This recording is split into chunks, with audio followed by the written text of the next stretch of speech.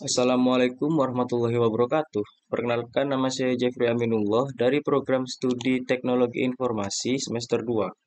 Di sini saya akan menjelaskan mengenai penggunaan algoritma ChatGPT dan bagaimana ChatGPT itu sendiri bekerja. Langsung saja kita masuk ke websitenya.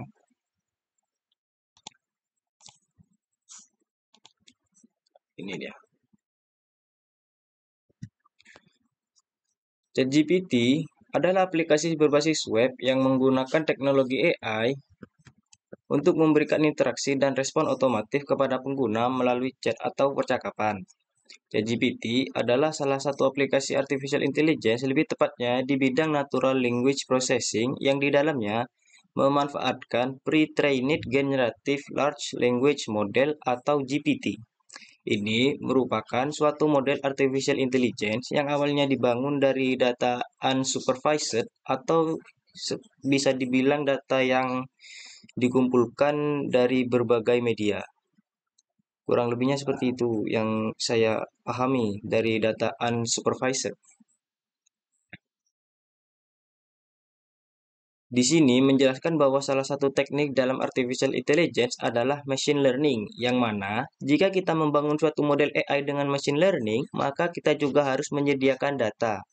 Data itu yang nantinya kita masukkan ke dalam algoritma machine learning dan menghasilkan sebuah model artificial intelligence, karena machine learning itu nantinya akan mempelajari pola yang ada di dalam data. Data ini juga memiliki jenis yang bermacam-macam. Pembagiannya dapat berupa data supervised dan data unsupervised. Hal ini yang menarik adalah pre-trained generative large language model dibangunnya secara unsupervised. Jadi, ChatGPT ini mengumpulkan semua data dokumen yang ada di internet, termasuk source code yang kemudian digabungkan tanpa diberikan tabel. Semua data ini dimasukkan ke dalam algoritma deep learning yang disebut GPT. ChatGPT menggunakan teknik generatif yang dibangun dari data triliunan kalimat yang kemudian dimasukkan ke dalam deep learning. Ketika kita memberikan input pertanyaan, maka ChatGPT akan memberikan jawaban yang sebenarnya merupakan hasil karangan yang digenerate per kata. Hanya saja karena sumber datanya yang sangat banyak, sehingga karangannya pun sebagian besar benar.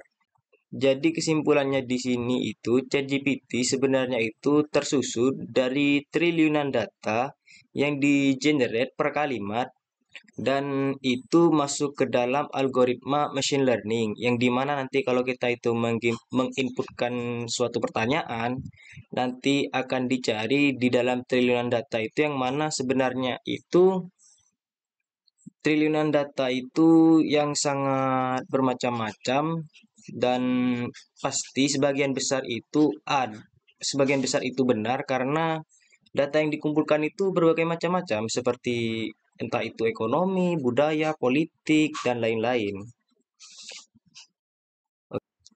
ChatGPT bertujuan untuk menyediakan antarmuka yang intuitif dan interaktif bagi pengguna untuk berkomunikasi dengan sistem AI. Pengguna dapat mengajukan pertanyaan, meminta saran, meminta informasi, dan atau berpartisipasi dalam percakapan dengan ChatGPT. Model AI akan memproses masukan pengguna dan menghasilkan respon yang relevan dan sesuai. ChatGPT menggunakan teknologi kecerdasan buatan untuk memahami dan merespon masukan pengguna secara otomatis. Model bahasa GPT yang dilatih dengan data teks bertindak sebagai otak dari ChatGPT. Ini memungkinkan sistem untuk mengenali pola dalam teks masukan, menerjemahkannya ke dalam representasi semantik, dan menghasilkan respon yang tepat. Jadi langsung saja kita coba ChatGPT-nya di sini. ChatGPT ini kita coba langsung percakapan dalam bahasa Indonesia. Kita langsung masukkan inputannya.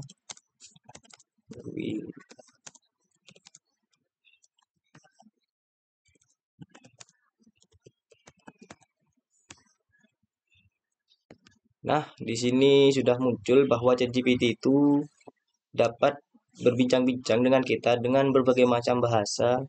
Salah satunya itu bahasa Indonesia. Langsung saja kita masukkan inputan, terserah apa saja yang mau Anda tanyakan kepada ChatGPT ini.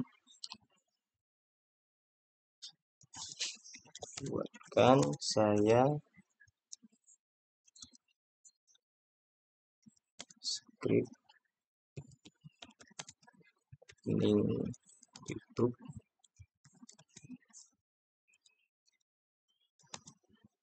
buat viewer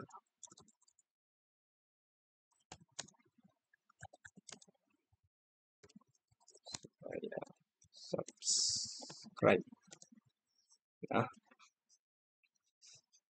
Nah, di sini langsung ChatGPT itu memberikan kita contoh-contoh script yang sebenarnya ini tuh tidak perlu kita cari di ChatGPT, kita bisa mengarang sendiri. Tapi ini hanya sebagai contoh saja bahwa ChatGPT itu terdiri dari triliunan data yang barusan saya jelaskan itu. Dan inputannya ini akan mengscan data-data yang terdiri dari triliunan data itu dan menghasilkan sebuah kalimat yang seperti ini. Dan sebagian besar, bukan 100%, tapi sebagian besar datanya itu benar. Jadi saran saya itu tidak terlalu percaya terhadap ChatGPT ini. Jadi langsung saja kita ke pembahasannya.